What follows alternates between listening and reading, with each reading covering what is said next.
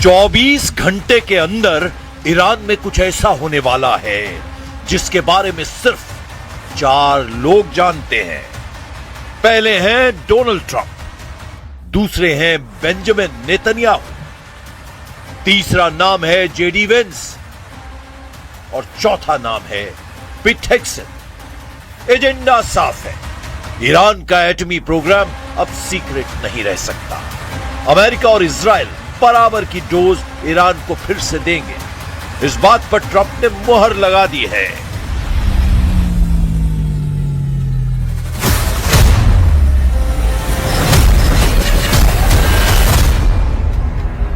इस बात की 100% गारंटी है कि ईरान ने ट्रंप की बात नहीं सुनी तो उसे 1800 बंकर बस्टर बमों के धमाके झेलने पड़ सकते हैं, क्योंकि इजराइल के पास ट्रंप की दी ये फायर पावर हमले के ऑर्डर का इंतजार कर रही है।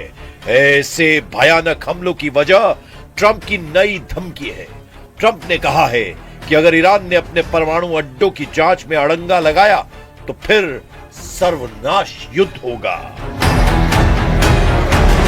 ट्रंप ने दावा किया है कि ईरान अपने परमाणु ठिकानों की अंतर्राष्ट्रीय जांच के लिए तैयार हो गया है। ट्रंप के मुताबिक IAEA की निगरानी से दुनिया को भरोसा मिलेगा कि ईरान परमाणु हथियार नहीं बना रहा। लेकिन ईरान ने ट्रंप के दावे को धुआं-धुआं कर दिया है। ईरान ने दावा किया है कि परमाणु मुद्दे पर अमेरिका से कोई नई सहमति नहीं बनी है। IAEA के साथ सहयोग पहले से तय नियमों के तहत ही जारी रहेगा। मतलब ट्रंप की धमकी का ईरान पर कोई असर नहीं पड़ रहा है। इससे भड़के ट्रंप ने आखिरी वार्निंग दे दी है। If Iran doesn't live up to their agreement or if they're not behaving, I will do what I have to do. Trump को ईरान के तेवर नापसंद हैं। उन्हें ईरान की अकड़ पसंद नहीं आ रही है, जबकि ईरान दावा कर रहा है कि डील में एटमी सेंटर की जांच का जिक्र तक नहीं किया गया। फिर अचानक न्यूक्लियर साइट पर ट्रंप रेड क्यों डालना चाहते हैं? ما نه دیداری با مدیر کل آژانس بین‌المللی انرژی اتمی داشتیم و نه برنامه‌ای برای بازرسی آژانس از تأسیسات هسته‌ای آسیب دیده ایران ناشی از تجاوز نظامی آمریکا و رژیم صهیونیستی داریم. اساساً در این زمینه هیچ شیوه‌نامه‌ای وجود نداره. अमेरिका इजराइल ने ईरान के परमाणु हथियारों के सफाई के लिए यह युद्ध शुरू किया था। इतनी भयानक लड़ाई के बाद भी एटमी थ्रेट बरकरार है। इसीलिए ट्रंप समझौते के बीच फिर से एटम बम को सेंटर स्टेज पर ले आए हैं। ट्रंप की हिट लिस्ट में ईरान के परमाणु ठिकानों में नंबर 1 पर नतांज न्यूक्लियर साइट बताई जा रही है, जहां इजराइल अमेरिका ने बमबारी कर भारी तबाही मचाई थी। ट्रंप चाहते हैं कि नतांज का चप्पा चप्पा खंगाला जाए, ईरान के एटम बम ग्रेड यूरेनियम की जांच की जाए, लेकिन ईरान टस से मस नहीं हो रहा है, जिससे बारूदी टकराव का खौफनाक माहौल बन चुका है, जिसे देखते हुए इजराइल ने अपने नए वॉर कमांडर के नाम का ऐलान कर दिया है। नेतन्याहू ने ईरान को सबक सिखाने के लिए कमांडर बराक को कमान सौंप दी है। Brigadier general Barak Hiram Israeli defence force के ऑपरेशनल डिवीजन चीफ का जिम्मा संभालने जा रहे हैं। जनरल बराक हिराम पहले गजा डिवीजन के कमांडर थे। उससे पहले 99वीं डिवीजन के कमांडर के तौर पर उनका बहुत नाम हुआ था। हमास से किबुत्स बेरी की लड़ाई में बराक हिराम ने जबरदस्त सफलता पाई थी। General Barak brigadier general Israel Shomer की जगह ले रहे हैं, जिन्होंने इसी महीने ऑपरेशंस डिवीजन चीफ का पद अचानक छोड़ दिया था।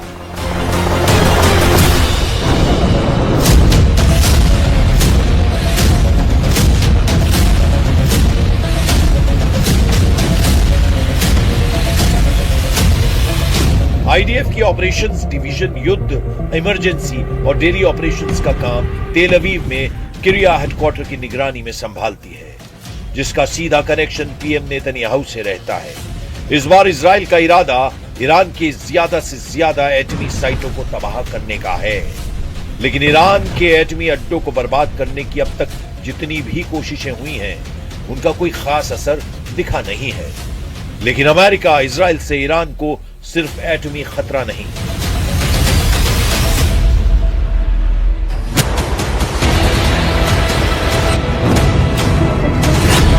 ईरान के इन 7 शहरों की शक्ल गजा जैसी बनाने के लिए इजराइल रेडी है।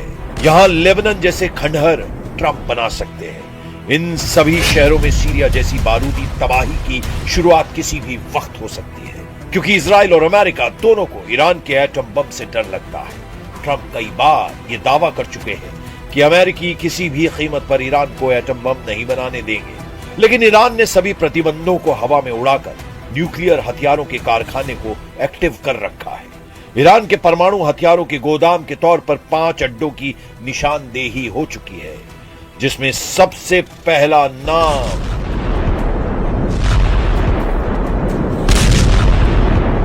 नतांज न्यूक्लियर साइट का है। नतांज में ईरान का सबसे बड़ा यूरेनियम संवर्धन प्रोग्राम चलता है। ईरान की राजधानी तेहरान से लगभग 300 किलोमीटर दक्षिण में नतांज इस्फहान सूबे में है, जहां 2 प्लांट लगे हैं। पहला underground fuel enrichment plant FEP और दूसरा upper pilot fuel enrichment plant PFEP।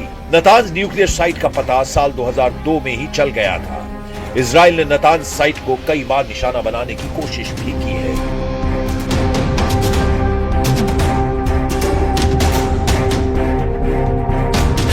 Mustafa Khamenei के एटमी अड्डे में पहाड़ पर बना एक ठिकाना भी है।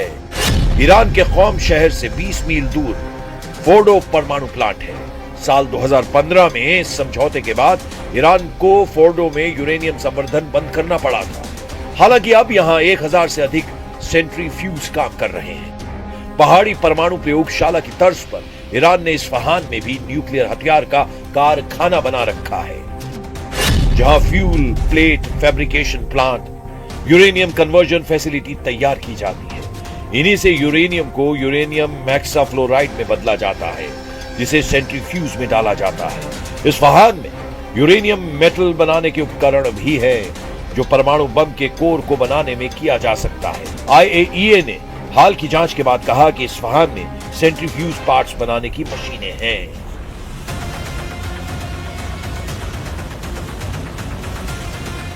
ईरान के 3 बड़े एटमी सेंटर के साथ कई सीक्रेट ठिकाने हैं, जिनकी चर्चा कम होती है। इनके नाम भी जानिए। ईरान ने अरक न्यूक्लियर साइट का नाम बदलकर खुंदाब कर दिया है, जहां प्लूटोनियम का उत्पादन का आरोप लगाया जाता है, जिसका इस्तेमाल परमाणु बम के कोर को बनाने में किया जा सकता है।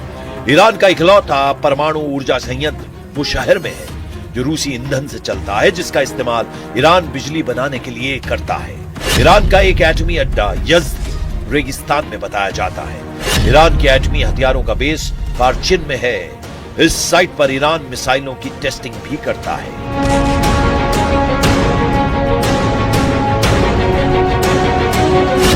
इनके अलावा खामनेई की एक एटमी लैब राजधानी तेहरान में भी है, जिसे तेहरान रिसर्च सेंटर का नाम दिया गया है। इजराइल मानता है कि ईरान ने एटमी हथियार बना रखे हैं, उन्हें सीक्रेट लोकेशन पर छिपा कर रखा गया है। ईरान के एटमी हथियारों की रेंज में पूरा इजराइल आता है, इसीलिए नेतन्याहू किसी भी तरह का रिस्क लेने के लिए तैयार नहीं है। उन्होंने ये तक कहा है कि इजराइल को जल्द वो हथियारों के मामले में आत्मनिर्भर बनाने वाले हैं।